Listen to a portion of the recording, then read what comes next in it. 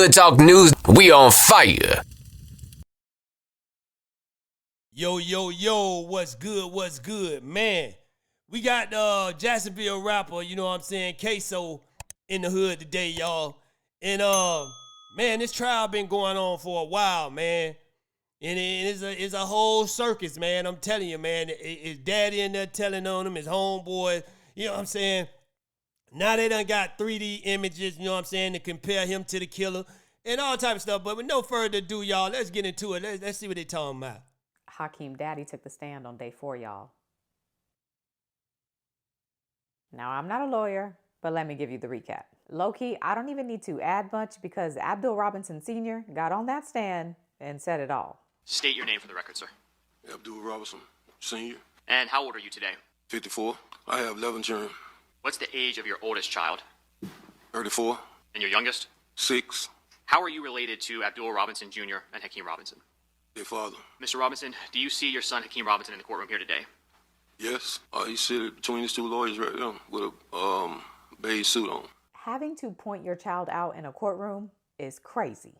The record reflect the witnesses identified Mr. Hakeem Robinson. Okay, the record shall so reflect. Before diving into the events of January 15, 2020, prosecutors first have Abdul Sr., aka Blue, lay out the terms of his plea deal. And as a reminder, he is facing charges related to the same 2 M's that Dominique Barner is charged with. The first M is regarding a man named Damon Rothamel, who was mistakenly hit during a drive-by, and then the second M is this Charles McCormick case. In both of the cases, Abdul Sr. is charged with accessory after the fact, which is punishable by 30 years in prison for each charge, but based on his cooperation and agreement to testify against his co-defendants, the state is capping his maximum sentence at 20 years. Now, on April 11th of 22, did you enter pleas of guilty to the court in both of your pending cases? Yes, I did. Have you been sentenced yet on either of your charges? No, I haven't. Now, in the Damon Rothamel murder case, where you pled to accessory after the fact, is that right?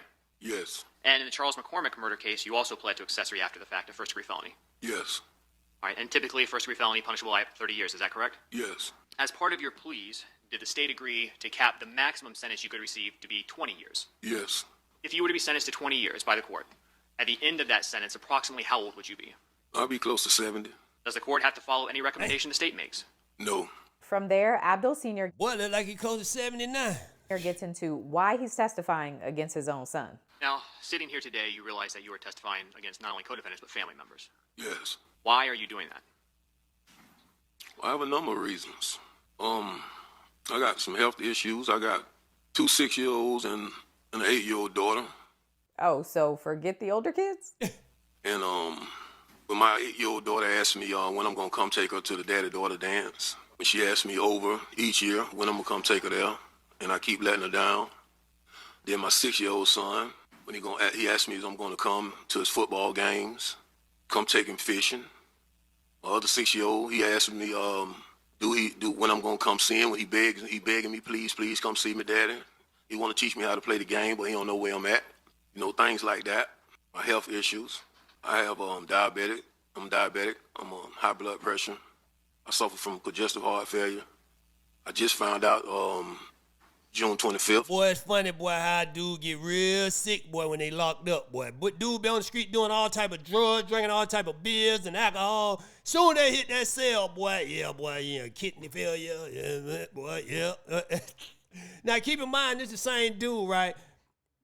When it first happened, he wrote a whole statement saying he's going to tell because his son won't come up and say, hey, look, my daddy ain't got nothing to do with it. Now, keep in mind, son is pleading innocent. Now, how can he say his daddy ain't got nothing to do with it? Now, I think that was daddy's excuse just to tell on son. But, hey, let's keep going. That my kidneys is failing rapidly. Has becoming a witness in this case negatively impacted your relationship with your entire family? Well, I really don't have no more relationship with my family, besides one person. So a part of your family completely cut you out? Yeah. When people know that you're cooperating, does that make it easier or harder for you when you're incarcerated? Well, it make it harder for me. What about when you get out? Extremely harder. Cooperating in this case, something that is easy for you to do. No, this is the most hardest decision I've ever had to make in my life. Now, keep in mind, y'all, some of these kids involved in this case say this old dude got something to do with it. He was involved, just to let y'all know. The prosecutor then has Abdul Sr. retell the story of what happened exactly 1 year before the death of Charles McCormick. If you recall, that's the day that Abdul Robinson Sr., Abdul Robinson Jr., and Abdul Sr.'s stepson, Willie Addison, as well as some others, were victims of some gunfire while they were in a car, and as a result of that gunfire, Willie Addison lost his life. The day that Charles McCormick was murdered, on January 15, 2020, does that specific day hold any significance for you and your family? It's the date that my son got killed, Willie Addison. When Willie Addison was shot, was anyone else inside the vehicle hurt as well?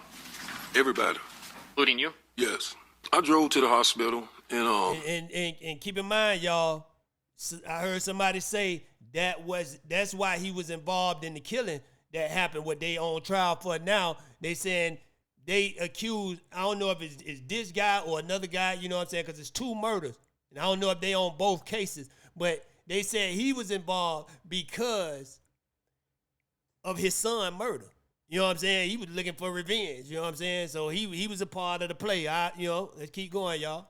As I was driving, I could, hear Willie making this guggling noise, and I hold his hand while I was driving, because I didn't want him to die. Feel like he died alone. I drove to Memorial Hospital, and when we got to the hospital, I got everybody out the car while I was shot and helped everybody get, inside the hospital, because it was like people at the hospital really didn't want to help us. Where were you shot? In the back. Where was Abdul Jr. shot? In the head. What about your nephew? You said Sammy? Oh, he got shot about 7 times. He's paralyzed right now. And Torgon was shot? Yes. Now, Hakeem Robinson was not in the vehicle when the shooting happened, correct? No. How was he affected mentally by Abdul Jr. and his family members being hurt? I mean, he was angry about it.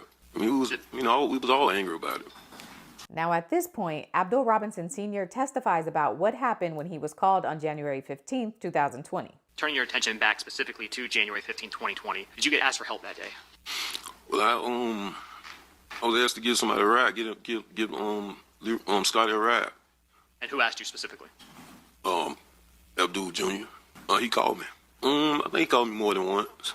When you spoke to Abdul Jr., did he tell you why Leroy Whitaker needed a ride? No. How did you know where to go pick Leroy Whitaker up? Abdul Jr., he sent me a pin drop, a location. What were you driving? Dodge Challenger. Is that a car that's actually in your name? Yes. Prior to picking Leroy Whitaker up that day, did you ever speak to him on the phone? Called him, and I think the location thing took me past the location, and I called him, asked him where he was at, and he told me what house he was in. It was a car in the yard, a certain car. I can't remember what the car was though. When they both came out, how were they acting? How were they walking? I mean, I would say a little urgent. Guess they had on some pajamas, some Mountain Dew pajamas. Now, as you were driving Leroy Whitaker and Dominic Varner away, did you find out what had happened to Charles McCormick? Yes. After getting... Well, when it's Florida, boy, we gonna say pajamas, boy, not pajamas. We gonna say pajamas. Away from that neighborhood, did you make a stop? We stopped in Grand Park, switch cars. Hey, but on a serious note, fathers, you got to be in your kid's life, man. If you run around like a stepper in a street dude, guess what? You showing that to your son. He, excuse me, y'all. He gonna do the same thing. He gonna do the same thing, y'all. So you gotta be a better example in your kid's life, man, or he gonna be, your son gonna be a stepper too.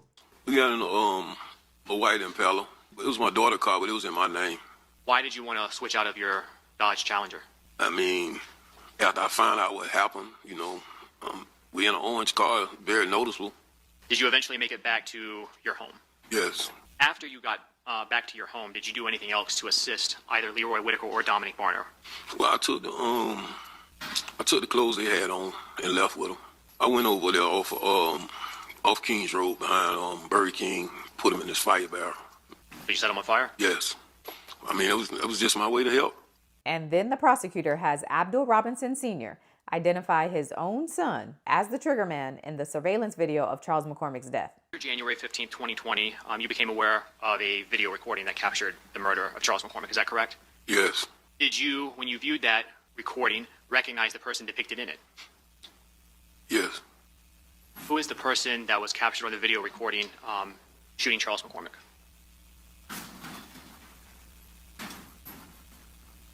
We waiting. My son. Oh! Now, y'all got to keep in mind it's a dude that testified saying the daddy knew what time it was, man. So for him, this is why I'm saying he's like the worst type of daddy figure ever. You know what I'm saying? For him to be involved and still call his son out, you know what I'm saying? It's crazy. And I believe if they would have just rolled it out, you know what I'm saying, it wouldn't have been enough evidence to convict nobody of no murder or none of that stuff. You know what I'm saying?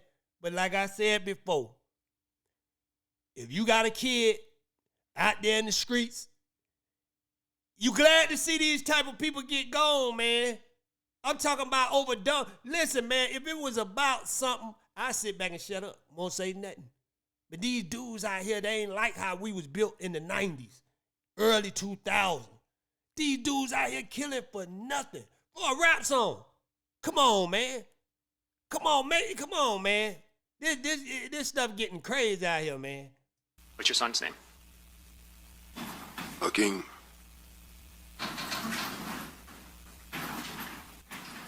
See, and the thing about it, when I say, right, you know, these senseless killings, it's gonna be more senseless killings when it ain't about nothing. You see what I'm saying?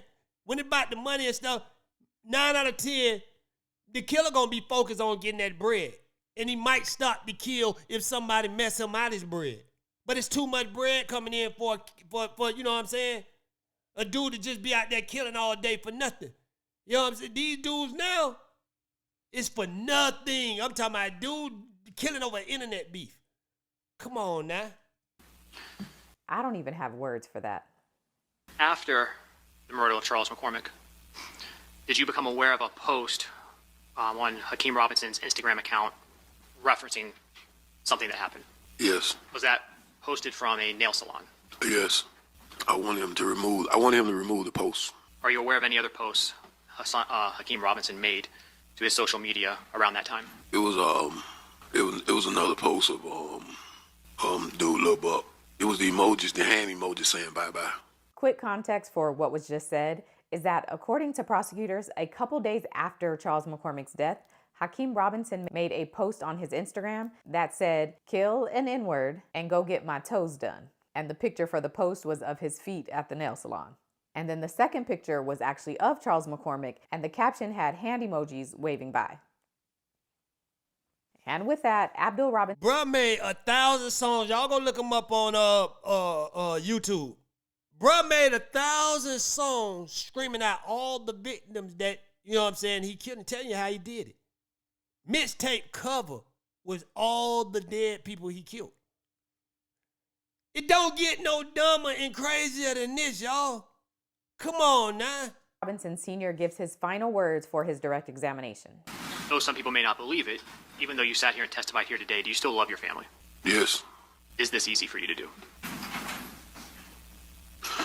No, this is the hardest thing I ever had to do in my life. Bruh did that easy, bruh. Bruh trying to walk out them cells. He trying to walk out. That's the easiest thing. He trying to get up out of there. The hardest thing in his life is being behind them walls. That's the hardest thing for him. I don't have any further questions.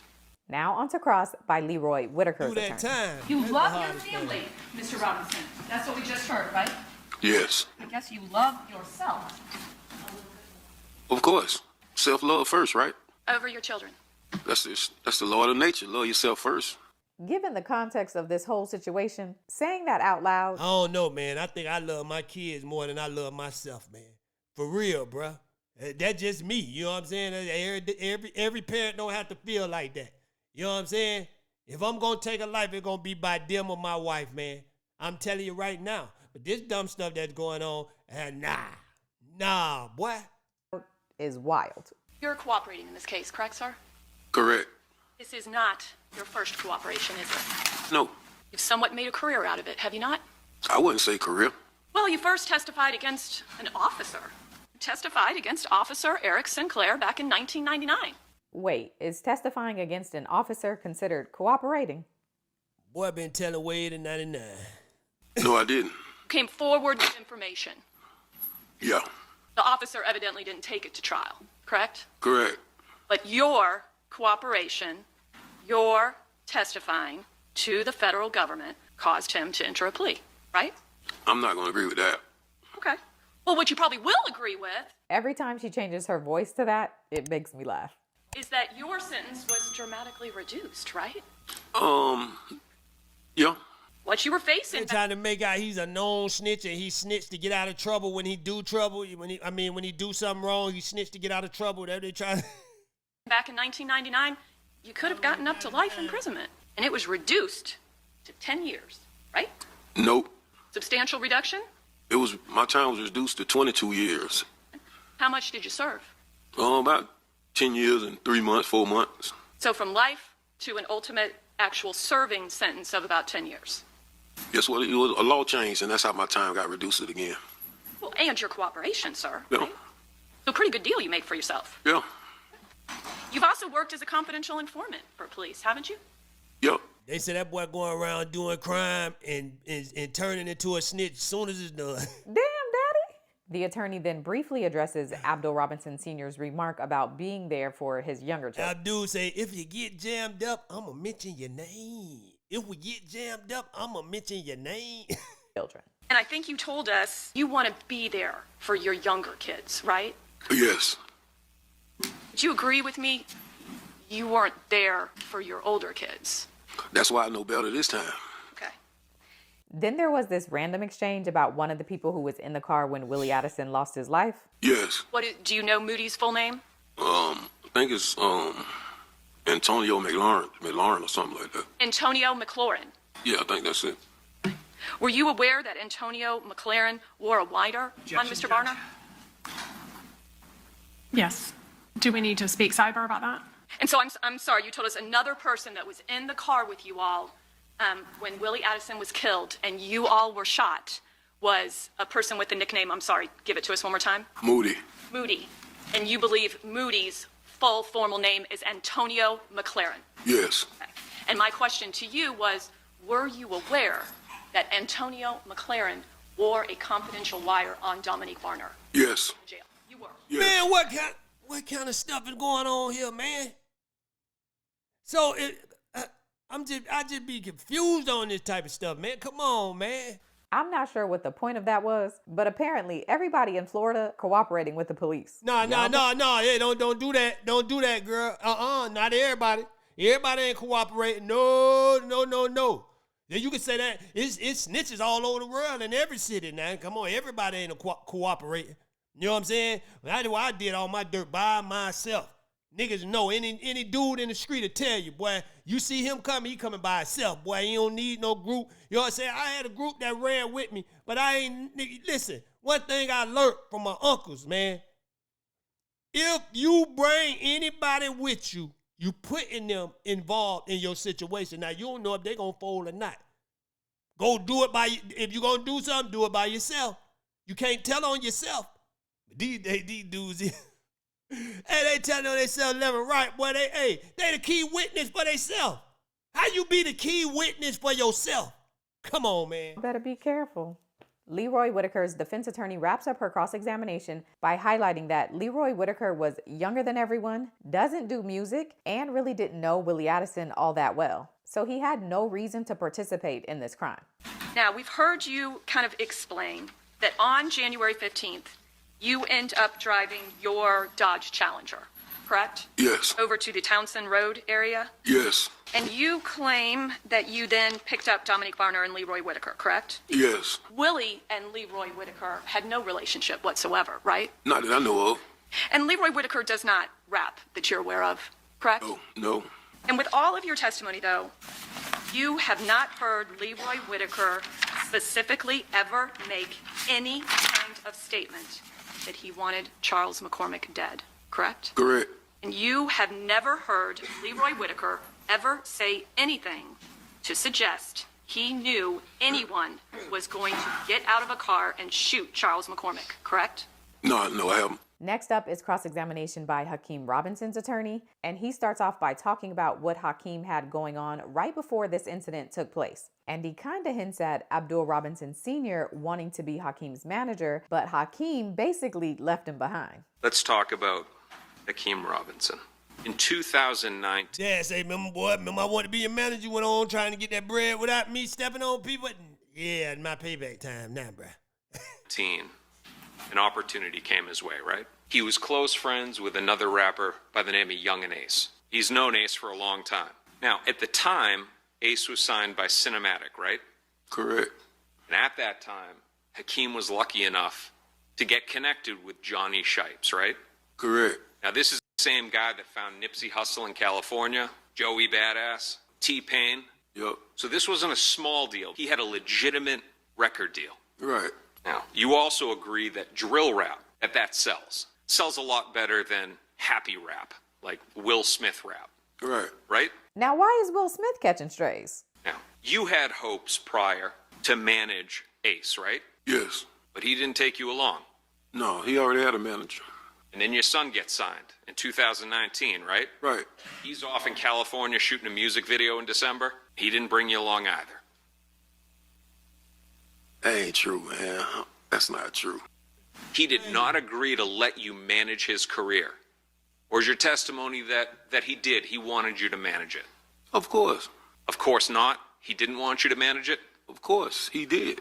Yet you weren't with him on any of those trips, right? I was with him on a lot of... Look at the evil grin on his daddy face. Look at the grin. The grin like, yeah, he did, yeah. Now he really didn't in my head, but listen, I got him now. Yeah, boy, you gonna rot in jail, boy. The trips. You have no credits on any of his songs? No, I don't want no credits on this song. And Johnny Shipes is the one that is in the records as his manager. Doesn't it seem like he's saying Abdul Robinson Sr. could be the trigger man? He is. And he doesn't stop. The attorney only doubles down with these next clips. Now let's talk about the motive of others. Your testimony is that Hakeem Robinson, who was not shot, who is not biologically tied to Willie Addison like you, that somehow he had more motive than the other people that were actually shot, right?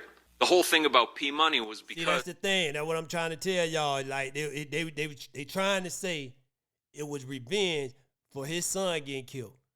But when they did the 3D thing, you know what I'm saying, and had them together, I feel like Buddy, they got Buddy right on. The dude KSOO, he matched. All the other guys didn't even match the 3D image, but he matched perfectly. You know what I'm saying? So, I don't know, y'all. Now, could it be that the dad was too coward to do it, and he sent his young son, you know what I'm saying, trigger-happy young son that's already, you know, stepping on stuff. Hey, man, go that dude that did that. Handle that for me. And now you want to tell on him after the damage done, because like the lawyer say, what was his motive? He ain't get shot. But we know people will go attack people for what they do to their family or friends too now. Now, whether the daddy told him or not, you know what I'm saying? I think the daddy said, hey, we got to get him. Because you believe that he was Somebody behind in the case already Willie's said murder, right? Right. So now Charles McCormick comes along and he's putting out a song. His song isn't getting any traction, but your testimony is that was a motive enough for murder.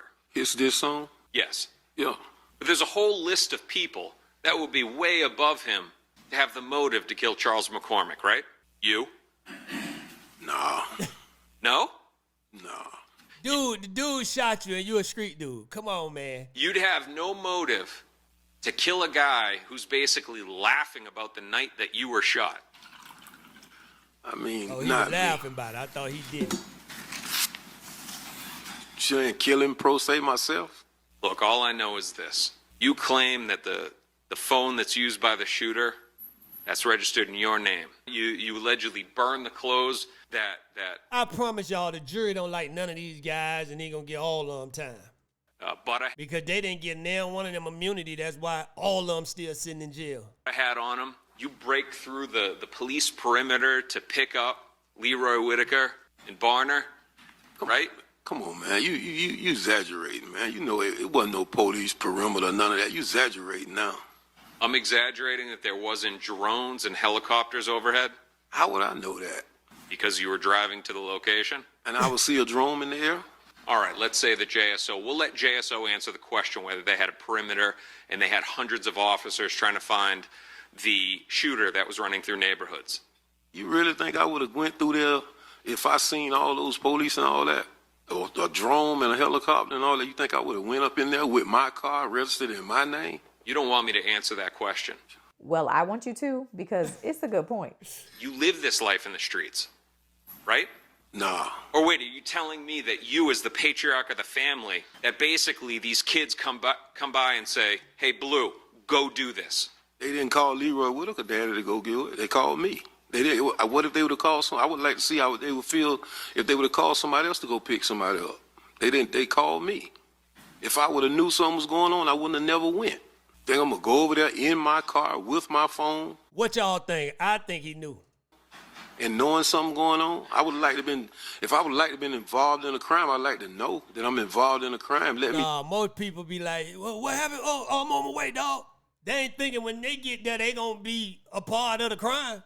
And you calling them after the fact.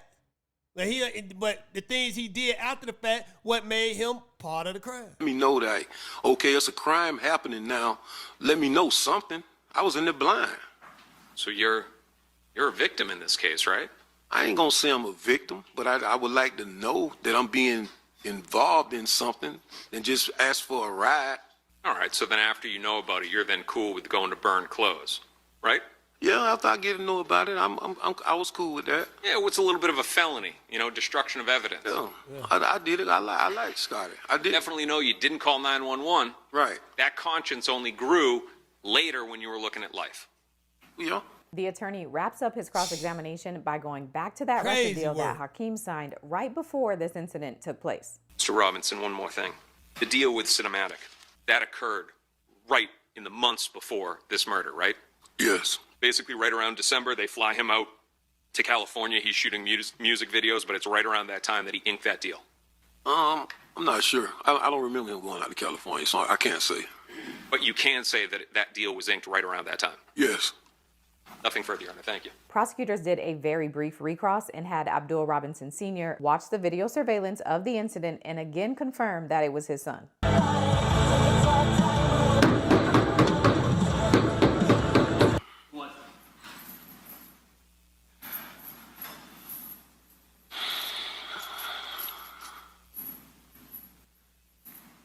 Man, it ain't hard for you. Go on and do it. You've been doing it. What are you making it hard for you now? So Hakeem.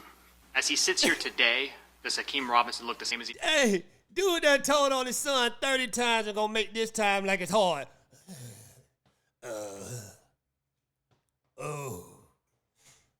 Hakeem.